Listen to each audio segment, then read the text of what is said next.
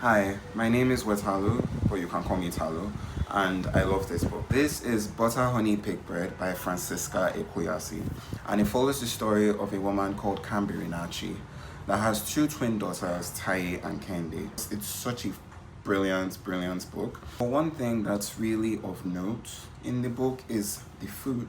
This is the first book I've read that has recipes almost littered throughout the story, and the way it's done is in such a conversational manner that it starts like this.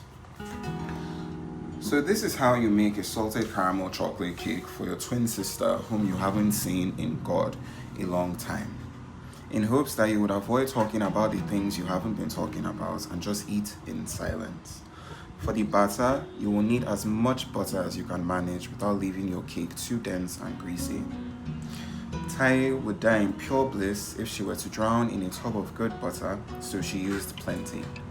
You should use a little over 2 cups of all-purpose flour, 3/4 of a cup of unsweetened cocoa powder, preferably fair trade.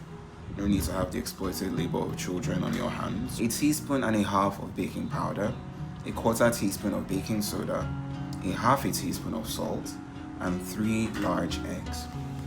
You may add a cup of sugar, and finally some vanilla extract. In place of buttercream frosting, Tai made honey caramel to pour over the cake. She lit the oven and turned the dial to 325 degrees. For the caramel, Tai poured a dark golden honey, corn syrup, and water into a saucepan before bringing it to a boil. She let the caramel cook down to a deep amber that brought to mind Baba Dudu, burnt sugar, and coconut milk sweets their nanny, Sister Bisi, rewarded them for good behavior when they were small. Whisking until the mixture was near silken, and then adding the glossy chocolate.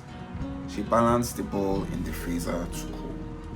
Tai retrieved the chocolate caramel from the freezer and beat the thick mixture, until beads of sweat formed along her hairline and rolled down, tickling the sides of her face, until the caramel was just stiff enough to be spread without oozing down the sides of the cake.